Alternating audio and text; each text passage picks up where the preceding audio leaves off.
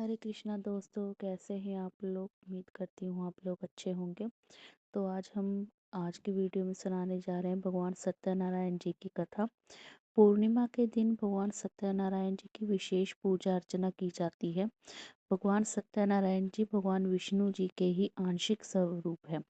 तो चलिए, इस पूर्णिमा के पवित्र अवसर पर हम सीधे पौराणिक शास्त्रों से ली गई यथारूप और प्रमाणभूत भगवान सत्यनारायण जी की इस व्रत कथा का श्रवण करते हैं। तो आइए आज की कथा आरंभ करते हैं।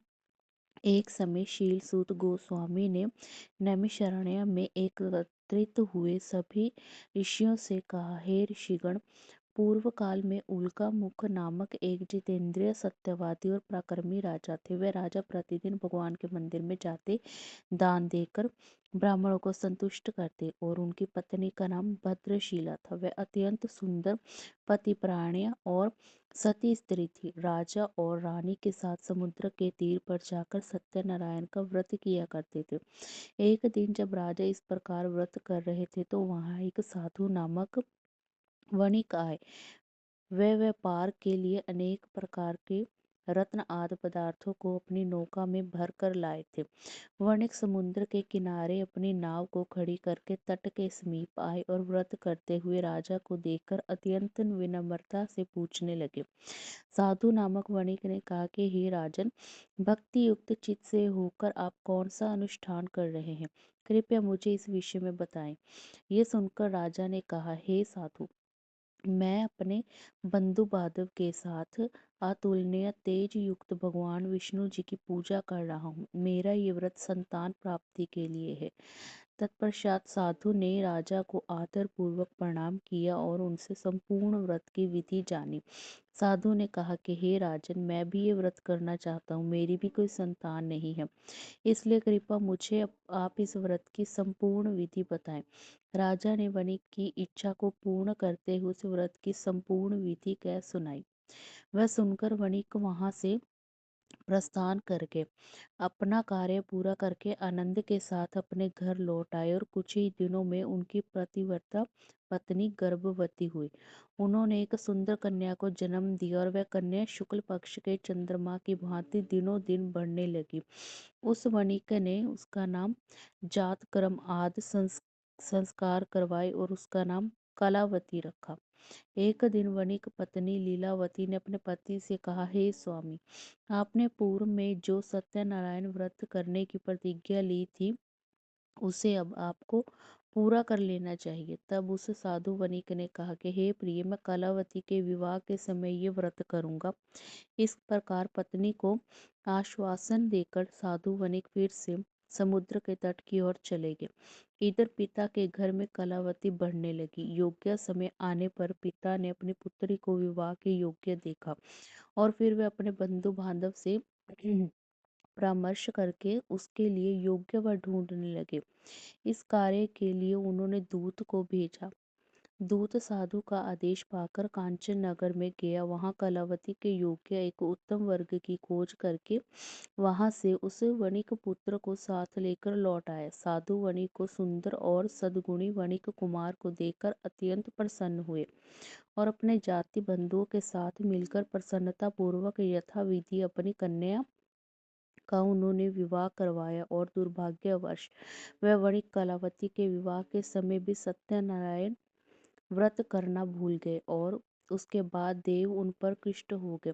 कुछ दिनों बाद व्यापार में निपुण वणिक अपने श्रीमान जमाता के साथ व्यापार के लिए बाहर गए थे। राजा चंद्रकेतु के राज्य में समुद्र के पास रमणीय रतन सागर नगर में भेजा पहुंचे। वहां एक रहने का स्थान बनाकर अपना व्यापार चलाने लगे और उसी समय भगवान सत्यनारायण ने साधु नामक उस वणिक को मिथ्या नदी जानकर उसे श्राप देते हुए कहा कि आज से कुछ ही दिनों में यही पर तुम दुख को प्राप्त करोगे।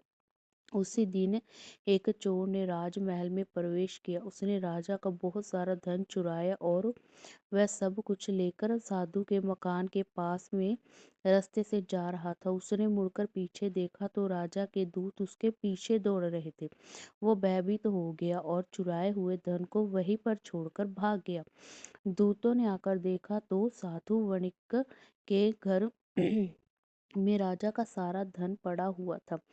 फिर सभी सैनिकों ने साधु वणिक और उसके जमाता को पकड़ लिया। उन्हें बंदी बनाकर राजा के पास ले गए और उस समय उनके संबंध में कोई भी विचार नहीं किया गया। उन्होंने बहुत प्रयास किया, लेकिन सत्यनारायण भगवान की माया से किसी ने भी उनकी एक भी बात नहीं सुनी। तत्पश्चात राजा चंद्रकेतु ने उनकी सारी धन संपत्ति छीन ली। दूसरी ओर भगवान सत्यनारायण के श्राप के कारण साधु वर्णिक के घर में लीलावती और कलावती पर भी दुख आ पड़ा। घर में जो कुछ भी धन संपत्ति वह चोरों ने अपहरण कर ली। लीलावती मानसिक और शारीरिक व्याधि से और भूख तथा प्यास से पीड़ित होकर घर घर भटकने लगी। और इस प्रकार कलावती भी एक दिन अन्न के लिए भटक रही थी। एक दिन भूख से व्याकुल कलावती घर से निकल कर किसी ब्राह्मण के घर पहुंची। उसने वहां पर देखा कि भगवान सत्यनारायण का व्रत हो रहा है। वह वहीं पर बैठ गई और कथा सुनकर उसने भगवान से अपने मनोरथ की पूर्ति हेतु प्रार्थना के तत्पश्चात वह प्रसाद लेकर उसी रात को अपने घर लौट आई। आने में विलंब होने के कारण लीलावती ने अपनी पुत्री को डांटा और उसे कहा कि हे पुत्री, तू इतनी रात तक कहाँ थी? तब कलावती ने उत्तर दिया, माता, ब्राह्मण के घर पर सत्यनारायण भगवान की व्रत कथा थी, मैं उसी को देख रही थी। भगवान सत्यनारायण का व्रत संपूर्ण मनोरथ को पूर्ण करने वाला है। अपनी पुत्री की ये बात सुनकर लीलावती को पूर्व काल में किया हुआ संकल्प याद आया और फिर वह भगवान सत्यनारायण का व्रत करने के लिए तैयार हुई। उस साध्वी साधु पत्नी ने तुरंत बंधुओं के साथ मिलकर सत्यनारायण भगवान का व्रत किया और भगवान से प्रार्थना करते हुए कहा कि हे प्रभु, आप कृपा करके मेरे स्वामी और जमाता को शीघ्र ही घर भेज दीजिए। उसने भगवान सत्यनारायण से बार बार ये प्रार्थना की और अपने पति तथा दामाद का अपराध क्षमा करने की याचना की। वर्णिक पत्नी के व्रत से भगवान सत्यनारायण प्रसन्न हो गए। उन्होंने श्रेष्ठ राजा चंद्रकेतु को स्वप्न में दर्शन दिया और उनसे कहा कि हे राजन, प्रातः होते ही दोनों वनों को छोड़ देना। उनका जो धन छीना है उसे दोगुना उन्हें देना, नहीं तो मैं राज्य, धन और पुत्र के साथ तुम्हारा विनाश कर दूंगा। इतना कहकर भगवान वहां से अंतर्ध्यान हो गए। प्रातःकाल होते ही राजा सभा में गए और सब जनों के साथ बैठकर दूतों की आज्ञा दी कि अभी जाकर उन दोनों बंदी महाजनों को छोड़ दिया जाए। राजा की आज्ञा पाकर दूतों ने दोनों महाजनों को मुक्त किया और उन्हें साथ लेकर विनय पूर्वक राजा से कहा कि राजन, हम दोनों को हथकड़ी और बेड़ी से खोलकर यहाँ पर लेकर आए हैं। और उसी समय उन दोनों को अपने मन में पुरानी बात का स्मरण हुआ, भगवान सत्यनारायण की महिमा को याद किया। उन्होंने और आश्चर्य तथा भय से विलीन हो गए। उन्होंने राजा चंद्रकेतु को प्रणाम किया और फिर राजा चंद्रकेतु ने सोने और रत्नों से बने हुए आभूषण द्वारा दोनों वनों को अलंकृत किया, मधुर वचन कहे और उनसे छीने हुए धन से दुगना धन देकर कहा कि हे साधु, अब आप अपने घर वापस जाइए। साधु वर्णिक और उसके जमाता ने राजा को प्रणाम किया और वह वापस अपने घर के लिए आने लगे। कुछ दूर आगे बढ़ने पर भगवान सत्यनारायण एक दंडी के वेश में उनके सामने आए और उनकी परीक्षा करते हुए पूछने लगे, हे महाजन, बताओ तो तुम्हारी नाव में क्या है? ये सुनकर साधु वणिक और उसके जमाता ने अहंकार वंश हंसी उड़ाते हुए कहा, हे दंडी, क्यों पूछ रहे हो? तुम्हें रुपए चाहिए क्या? मेरी नाव में तो लता पत्र भरे हैं। अब दंडी के वेश में आए हुए सत्यनारायण भगवान ने साधु के ये निष्ठुर वचन सुने और उन्हें कहा, उचित है, तुम्हारे ये वचन सत्य साबित हो। और ये कहकर वह तुरंत वहां से अदृश्य हो गए। जब वह थोड़ी दूर चले गए तब साधु भी समुद्र किनारे पहुंचा और नित्य क्रिया आदि करने के बाद नाव पर गया तो उसने देखा कि वास्तव में उसकी नाव में लता और पत्र ही भरे पड़े हैं। ये देखकर उसे बड़ा आश्चर्य हुआ। वह मूर्छित होकर पृथ्वी पर गिर पड़ा। अपने श्वशुर की ये दशा देखकर जमाता ने उनसे कहा, हे पिताजी, आप किसके लिए शोक कर रहे हैं? ये सब तो दंडी के श्राप का फल है। वह सब कुछ करने में सामर्थ्य है। हमें उन्हीं की शरण में जाना चाहिए, तभी हमारा मनोरथ पूर्ण हो जाएगा। अपने जमाता की ये बात सुनकर साधु दौड़कर दंडी के पास पहुंचा। उनके दर्शन करके भक्ति पूर्वक नमस्कार किए और उनसे कहा, हे प्रभु, मैं बड़ा दुरात्मा हूँ। आपकी माया से मुक्त होकर मैंने जो कुछ कह दिया उसके लिए मुझे क्षमा कीजिए। मैंने आपके सामने दुष्ट वचनों का प्रयोग किया। क्षमा ही साधुओं का धन है। साधु तो दूसरों का उपकार करने में लगे रहते हैं। इस प्रकार रोता हुआ वह विलाप करने लगा और दंडी के चरणों में गिर पड़ा।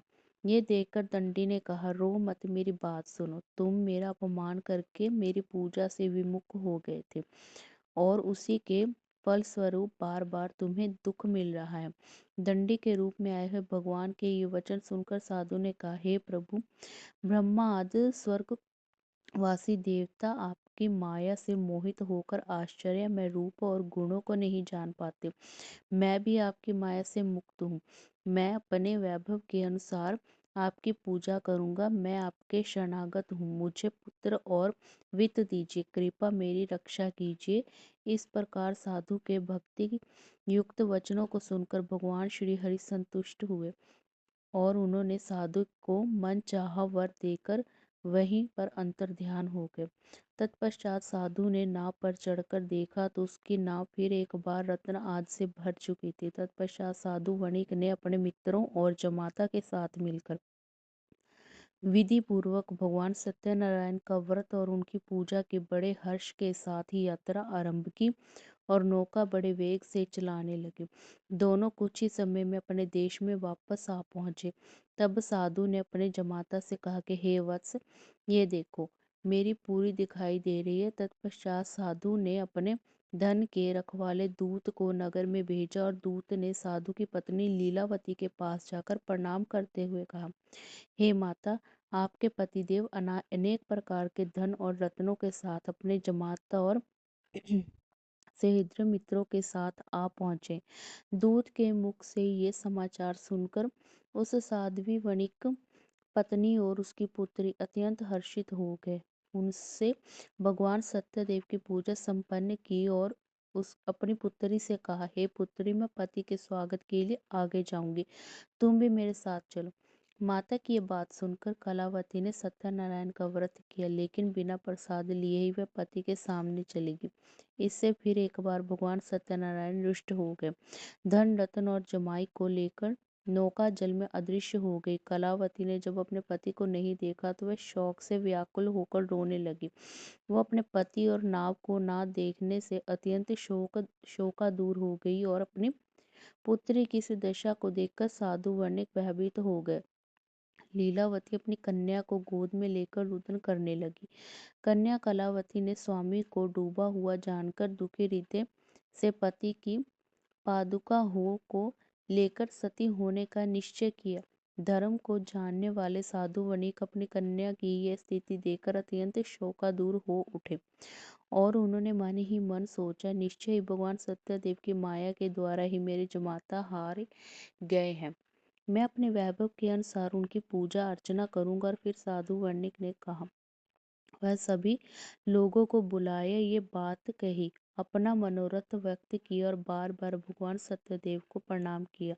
तब एक आकाशवाणी हुई जिसने कहा कि साधु, तुम्हारी कन्या मेरे भोग प्रसाद का तिरस्कार करके अपने पति के पास आ गई थी, इसलिए उसका पति अदृश्य हो गया है। अब वह घर जाए, प्रसाद लेकर लौट आए और तब अवश्य ही उसे स्वामी का सुख प्राप्त होगा। जब वती ने आकाशवाणी में ये बात सुनी तो वह तुरंत चली गई और वहां जाकर उसने प्रेम पूर्वक श्रद्धा के साथ प्रसाद लिया। जब वह वापस आई तो उसने अपने पति को, नाव को और समस्त साधुओं को साथ में देखा। उस कन्या ने अपने पिता से कहा, हे पिताजी, आइए अब हम घर चलते हैं। अब देर क्यों करें। कन्या की इस बात को सुनकर वणिक प्रसन्न हो गया और विधि विधान के साथ भगवान सत्यनारायण की पूजा करने धन रत्न और बंधुओं के साथ अपने घर आ पहुंचा। तत्पश्चात प्रत्येक सांकृत और पूर्णिमा के दिन यथा विधि भगवान सत्यनारायण की पूजा करता हुआ वह इस लोक में सुखी होकर अंत में सत्यपूर्व को प्राप्त हो गया। कथा का समापन करते हुए शील सुत गोस्वामी ने कहा कि हे ऋषिगण, इस व्रत का आचरण करके मनुष्य समस्त दुखों से मुक्त हो जाता है। विशेष कलयुग में सत्य पूजन महान फल देने वाली है। इन देवों को इन देव को कोई सत्यनारायण कहते हैं और कोई कोई सत्यदेव कहते हैं। ये अनेक रूप धारण करके सबके मनोरथ को पूर्ण करते हैं और ये सनातन सत्यदेव कलयुग में सत्य व्रत के रूप में अवत हुए हैं। जो भी मनुष्य नित्य इसका पठन या श्रवण करता है, भगवान सत्यदेव के प्रसाद से उसके समस्त पाप नष्ट हो जाते हैं। तो ये थी आज की व्रत कथा। अगर आपको कथा अच्छी लगी हो तो वीडियो को लाइक ज़रूर कीजिएगा और चैनल को सब्सक्राइब कर दीजिएगा और वीडियो को ज़्यादा से ज़्यादा शेयर ज़रूर कीजिएगा। हरे कृष्ण दोस्तों।